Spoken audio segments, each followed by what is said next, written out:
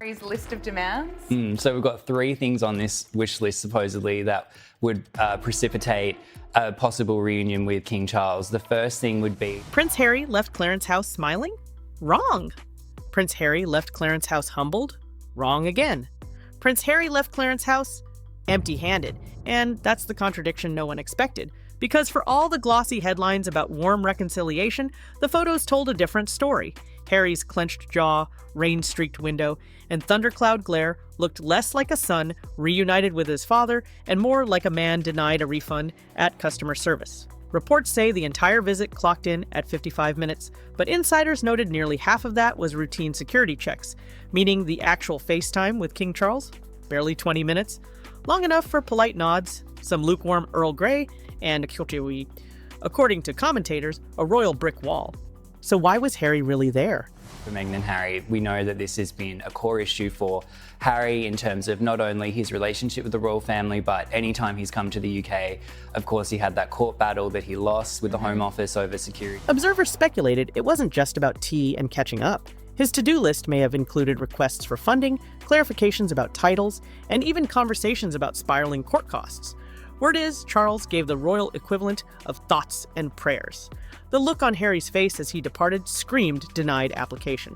But here's where it gets more awkward. Reports suggested Camilla was present too. Yes, the same Camilla Harry criticized in Spare as dangerous and manipulative. Imagine sitting across from the woman you publicly roasted while simultaneously asking her husband, your father, for concessions. Fans online joked it looked less like a tea party and more like a televised courtroom cross-examination, with Camilla sipping Earl Grey like a silent judge. The public, of course, devoured the body language photos. One viral meme compared Harry's departure to a contestant walking off The Apprentice after being told, "You're fired." Another fan tweeted, "He walked in like a prince, walked out like a man Googling Uber fares." And yet, mainstream outlets quickly spun up their usual narratives about rebuilding bridges and hope for reconciliation. That's the contradiction fueling the fire. Official stories of peace versus the unmistakable face of rejection. For Harry, the timing couldn't have been worse. He wants that to be reinstated. I mean, I think at this point it would have to be just paid for by the king personally, because there would be no way for them to reinstate it through the, the sovereign grant or anything. It would have to come from Charles. He was scheduled to attend an Invictus Games reception almost immediately afterward, forcing him to plaster on a public smile while the whole internet replayed his seething exit shot. Commentators speculated that Meghan, thousands of miles away in Montecito, was already preparing her cross-examination. Did you get the money? Did Charles agree to security? Did he apologize to me? Fans imagined Harry rehearsing excuses in the back of the cab, knowing none of the answers would satisfy his wife's expectations. And that's just the beginning, because palace insiders warned the real fallout won't be seen in photographs, but in leaks. Glossy, exclusive spreads in People magazine, whispered quotes about tears and healing, and Netflix-ready docuseries language will inevitably try to reframe what looked to everyone else like a royal cold shoulder. The stage is set, and the contradictions are piling up. The moment those photos hit the wires, the internet erupted. Not with sympathy, not with celebration, but with ridicule. Because while mainstream outlets framed Harry's visit as healing, ordinary fans were already memeing his rain-streaked face into oblivion. One image, showing him slumped in the back of a black SUV, was captioned, "Mood when dad says no, and stepmom's still mad." Another viral TikTok layered his exit photo over the soundtrack of The Apprentice firing sequence, complete with Donald Trump's voice declaring, "You're fired," within hours. Hashtags like hashtag Harold the Hapless and hashtag Clarence House Clapback trended worldwide. And the timing made it worse. Harry wants guarantees that his privacy will be protected. I don't know about that. I mean, kind of maybe implying that, Charles would be doing the leaking. I think that if anyone is leaking to the media and betraying pride. Harry had barely left Clarence's house before appearing at an Invictus Games reception, forced to smile for photographers as if nothing had happened. Commentators speculated the contrast was jarring. One minute, a scolded son, the next minute, a grinning spokesperson. Fans online noticed too, posting side-by-side screenshots. Stormcloud Harry in the car versus polished Harry at the event. "Photoshop couldn't fix that transition," one user joked. Media critics joined in, pointing out the contradictions between royal PR and visible reality. A columnist in The Telegraph argued, if this was reconciliation, it lasted less than the average tea steeping.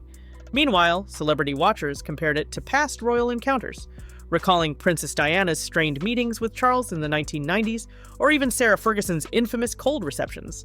By tying Harry's brief tea to a lineage of royal frostiness, insiders hinted this wasn't just about family, it was about history repeating itself. But perhaps the sharpest tension came from the speculation about Meghan's reaction. Fans imagined her pacing around their Montecito home, phone in hand, grilling Harry the moment he walked out. Did you ask about security? Did he offer an apology? Did Camilla say anything? The jokes weren't just cruel. They struck at the image Harry and Meghan have carefully built as a united front. Suddenly, Harry looked less like a partner and more like a husband delivering bad news to a waiting spouse. One viral parody tweet read, "Meghan to Harry, you had one job, one." And through all this, Clarence House stayed silent. No official comment, no press release, just carefully managed photographs showing Charles continuing his schedule as normal. Commentators speculated the silence was strategic, letting Harry twist in the wind while public opinion sharpened. After all, Charles had weathered decades of negative press. Harry? He was now facing a meme cycle he couldn't control. And the third thing, and I think this might be the hardest pill to swallow for the royal family, Harry wants full royal treatment for himself and Meghan. No. Curtsies, bows, HRH. No. It's a The pressure cooker was heating up, and all signs pointed to the next stage, leaks. Because if history has taught us anything, it's that where Harry goes, insider quotes soon follow. The only question, who controls the narrative first? The palace or the Sussex PR machine? The leaks came faster than the teapots could cool. And right on schedule, they painted two very different stories. According to one glossy US outlet, insiders claimed Charles had welcomed Harry warmly, expressing hope for fresh beginnings. But British commentators were quick to point out the math. If the meeting lasted barely 20 minutes, how much reconciliation could truly unfold between sips of Earl Grey? Word is, the real agenda wasn't hugs and forgiveness, it was money, titles, and security. Reports suggested Harry may have floated the idea of financial support to offset mounting court costs. Others speculated he wanted clarity on whether his children could retain royal titles, a sticking point ever since Archie and Lilibet were officially added to the royal website. Commentators noted the timing was suspicious. Netflix renewals up in the air, Spotify deals gone, and lawsuits piling up. As one tabloid bluntly put it, Harry walked in with a shopping list and walked out with an empty bag. And then there was Camilla. Multiple outlets, including The Times, hinted she sat in on the meeting. A quiet presence, but a powerful one. Fans online quickly dredged up passages from Spare, where Harry accused her of trading stories to the press and casting herself as the villain turned queen. Now, imagine that same woman seated across from him, sipping tea while he tried to negotiate with her husband. Awkward doesn't begin to describe it, one royal commentator quipped. The body language breakdowns added fuel. Analysts pointed to Harry's tight jaw as he exited, noting it suggested anger more than sadness. A viral YouTube body language expert claimed, "This wasn't a man reconciling, this was a man chastised." Meanwhile, side-by-side comparisons showed Charles looking relaxed and composed later that afternoon, while Harry appeared tense and withdrawn. Fans seized on the contrast, the king unfazed, the son unraveling. But perhaps the most damning revelation came from commentators who tied the tea meeting to past Sussex PR moves. "Give it a week," one critic wrote, "and we'll see sympathetic leaks about Charles's heartbreaking coldness alongside whispers of reconciliation." It's the same playbook we saw post-Oprah that prediction hit hard, because the palace knows this game. And by staying silent, Charles effectively forced Harry into a corner. Any leaks would look staged, any narratives would look desperate. And that's what raises the stakes. Because this wasn't just about a cup of tea in Clarence House, this was about leverage. Harry may have walked in hoping to secure support, financial, symbolic, even emotional, but the optics screamed failure. Camilla's silent presence, Charles's polite nods, and Harry's seething exit painted the picture more vividly than any leak could. Now, the tension wasn't just personal, it was institutional. Clarence House had drawn a quiet line in the sand, and Harry's next moves could determine whether that line becomes a moat. This wasn't just a bad photo op, it was a strategic checkmate. Because while Harry stormed out of Clarence House looking like a man denied a loan, the palace machine was already grinding into gear. Commentators speculated Charles had achieved exactly what he wanted, a controlled, quiet meeting that produced no commitments, and left Harry holding the narrative bag. With Camilla present, Charles effectively had a witness. If Harry leaked sympathetic claims later, the palace could dismiss them as mischaracterizations. One insider told the Mail, Camilla's presence was not accidental. It was insurance. And the institution wasted no time letting the silence speak volumes. Instead of rushing statements to the press, Clarence House released carefully curated images of Charles continuing his duties, visiting projects, smiling with the public, embodying calm authority. The contrast was brutal. While Harry's storm-cloud face dominated Twitter memes, Charles appeared unbothered, regal, and, crucially, in control. Industry critics compared it to past royal PR masterstrokes. In 1992, during the infamous Annus Horribilis, the Queen survived by projecting stability amid chaos. In 2020, when Meghan and Harry announced Megxit, palace statements emphasized calm continuity. The Clarence House tea meeting fit that same mold. Don't attack, don't defend, just outlast. They've learned, one commentator wrote. The institution survives by letting Harry implode on his own timeline.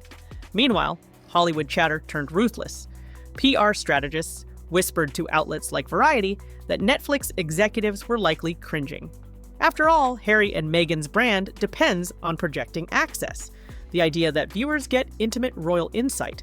But if the Sussexes can't even last more than 20 minutes with Charles, what does that say about their future content pipeline? How many docuseries can you make out of rejection? One industry insider scoffed. Fans piled on, connecting the dots in real time. Memes compared Harry to a contestant on Love Island, dumped in week 1, or to Kendall Roy in Succession, begging for validation and getting none. The narrative wasn't just awkward tea, it was hapless prince. And once that label stuck, the risk became cultural permanence. The financial context made the drama even sharper. Reports noted Harry's legal costs in ongoing lawsuits had already crossed millions, while Meghan's lifestyle projects hadn't yet matched their initial hype. Commentators speculated that palace refusal meant the Sussexes would have to double down on monetizing their private lives, an irony not lost on fans who mocked Netflix Season 3 denied by Dad. For Clarence House, the tea meeting was over in 20 minutes. For Harry, the consequences may linger for years, because when an image becomes a meme and a meme becomes a cultural shorthand, reputations don't just wobble, they calcify. The only question left was whether Harry and Meghan could spin gold from ashes, or whether this was the moment their PR playbook finally hit a wall. The Clarence House tea wasn't just another awkward family reunion, it was a turning point, because in the days that followed, the narrative Harry feared most began to harden. Commentators on both sides of the Atlantic stopped framing him as a misunderstood son, and started framing him as a man out of moves.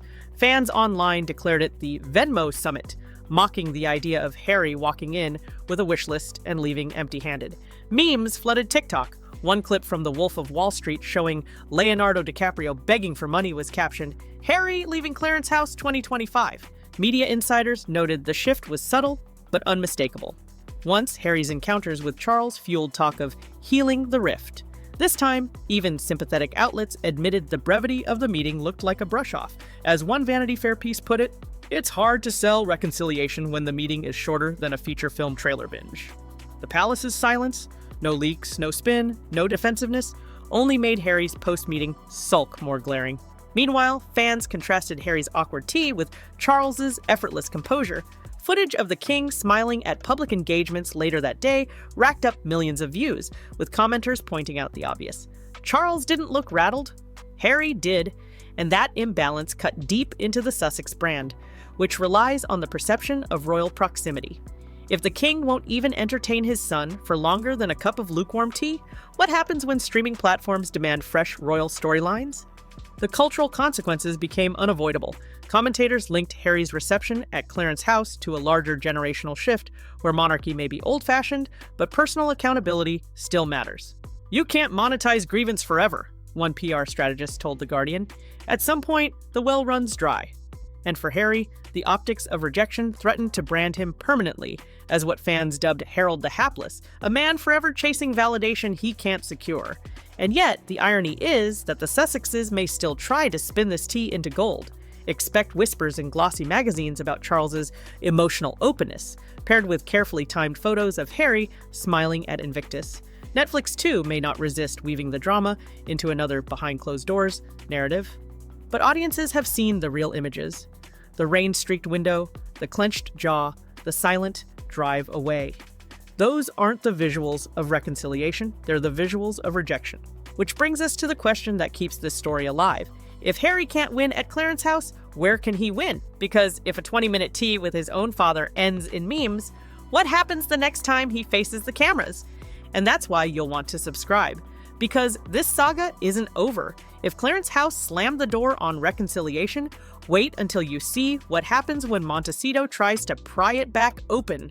Like this video if you enjoyed the breakdown, subscribe so you don't miss the next twist, and check out our deep dive into Meghan's latest branding flop.